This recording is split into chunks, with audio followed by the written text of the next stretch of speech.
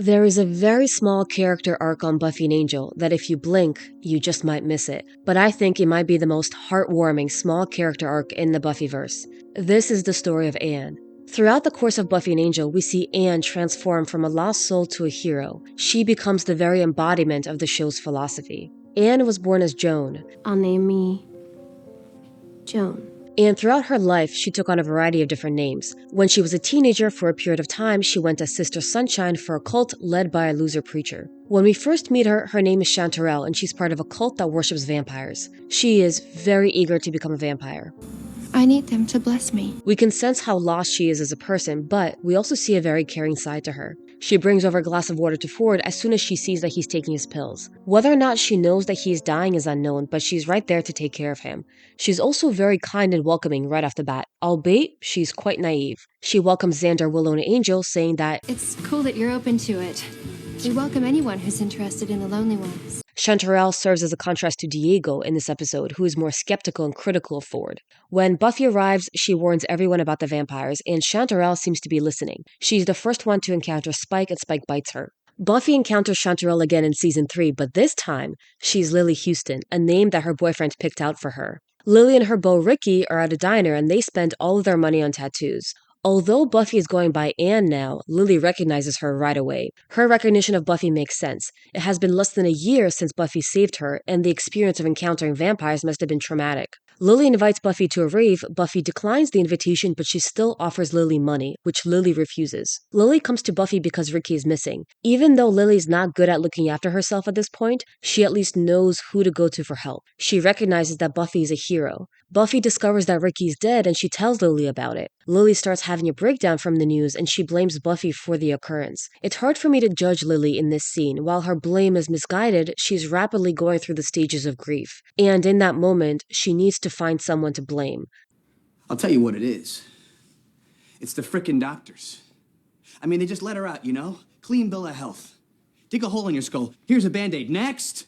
Xander. She does later apologize to Buffy for blaming her. Ken finds Lily crying outside and promises that he will take her to Ricky. Lily is again very trusting and she follows Ken. Buffy and Lily end up in the Hell Dimension. Lily is completely defeated. Buffy, on the other hand, stands up for herself and starts fighting. It's worth mentioning that Buffy entrusts Lily to lead the other people out. She gives Lily instructions on what to do. The faith that Buffy puts in Lily allows Lily to start believing in herself.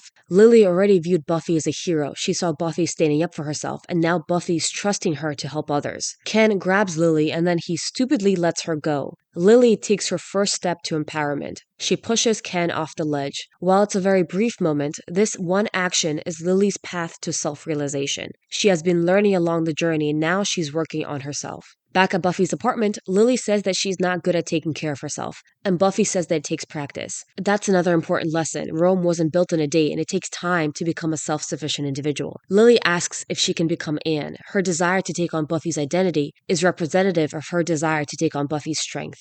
In this episode, Lily is a shadow of Buffy. Their stories parallel each other. Both girls are trying to run away from their problems. Buffy's dealing with the loss of Angel, and in this episode, Lily's dealing with the loss of Ricky. At the end, Buffy finds herself again, and this allows Lily to do the same thing.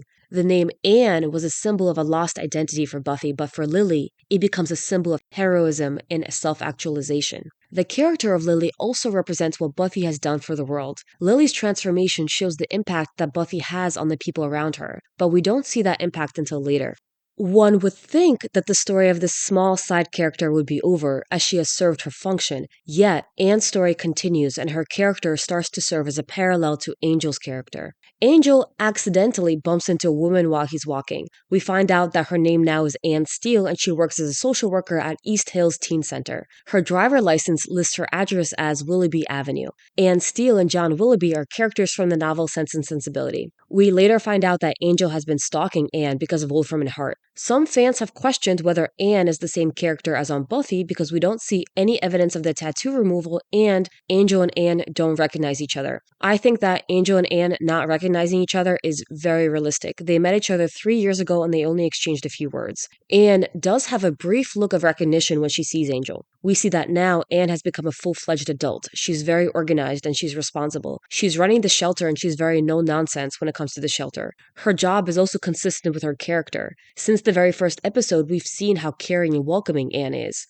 She already had a lot of positive qualities, and now these qualities are being put to good use. Angel shows up at the shelter and donates some of Cordelia's clothing. Anne gives him a tour and shows him his office. Angel notices the bed, and Anne says that she sleeps there when she stays late. I always thought that the purpose of the bed was twofold. We do see her working late in the next scene, but she's also aware of vampires. I always felt that the bed was mentioned to point out the fact that Anne is cautious. The vampire lore on Buffy can sometimes be confusing, especially when it comes to what places a vampire can enter. Angel entered the shelter. It's unclear if he received an invitation, but in a way, a shelter is a public space even if other people sleep there. I felt that putting a bed in her office would make that space a private space where a vampire couldn't enter without invitation. Angel comes back to Anne and he tells her that he's been spying on her because of Wolfram and Hart. He tells her that they're going to keep most of the money for the charity that they're putting on. Lindsay comes in to stop the interaction. The demon Boone then enters and then there's a fight. After Angel leaves, Lindsay tells Anne that Angel is a crazy vampire, but now Anne is a lot less trusting. She confronts Lindsay about the charity money. Even though Lindsay reassures her that everything's fine, Anne is still distrusting.